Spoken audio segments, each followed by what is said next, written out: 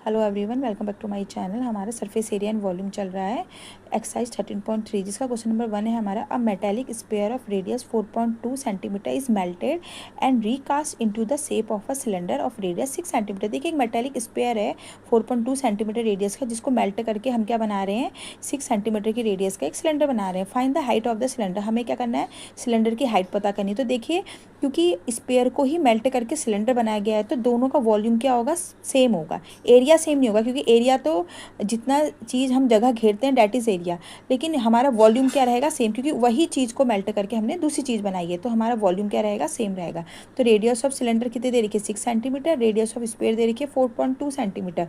तो height of cylinder कितनी हो जाएगी, h सेंटीमीटर हमने मान लिया। तो हमने क्या बोला, according to question, volume of cylinder किसके बराबर होगा, वॉल्यूम ऑफ स्पेयर।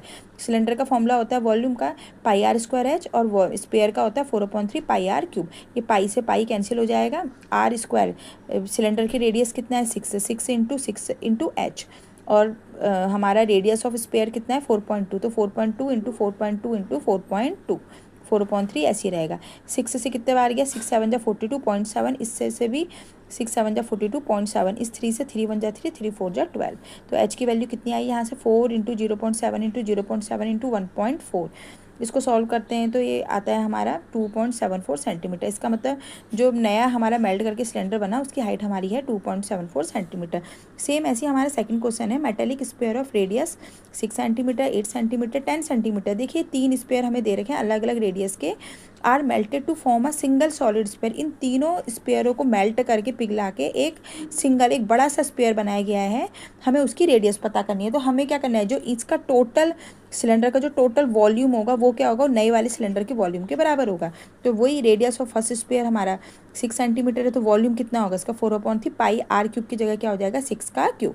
वैसे रेडियस ऑफ सेकंड स्पेयर हमारा कितना है, 8 सेंटीमीटर, तो वॉल्यूम ऑफ सेकंड स्पेयर कितना होगा, 4/3 पाई आर क्यूब की जगह 8 का cube. Radius of third sphere कितना है, 10 सेंटीमीटर, तो वॉल्यूम ऑफ थर्ड स्पेयर कितना होगा, 4/3 पाई आर क्यूब की जगह 10 का cube. Total volume of sphere क्या है हमारा, 4/3 पाई, क्योंकि तीनों में 4/3 पाई कॉमन आ रहा है। अंदर कितना बचा हमारा, 8, यहाँ बचा 6 का क्यूब प्लस 8 का क्यूब प्लस 10 का क्यूब। अब ये तीनों स्पेयर को मेल्ट करके हमने एक बड़ा स्पेयर बनाया, तो बड़े स्पेयर का वॉल्यूम और इसका वॉल्यूम क्या होगा, आपस में इक्वल होगा। बड़े स्पेयर को वॉल्यूम को हमने मान लिया 4/3 पाई आर क्यूब। ये 4/3 पाई से 4/3 पाई कैंसिल, तो यहाँ से क्या बचा, आर क्यूब बराबर कितना है, 6 का क्यूब प्लस 8 का क्यूब प्लस 10 का क्यूब।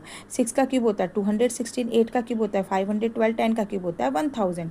तो ये सबको ऐड करा तो आया हमारा 1728। इसका हम क्यूब रूट निकालेंगे तो ये होता है 12 का। 12 इंटू 12 144, 144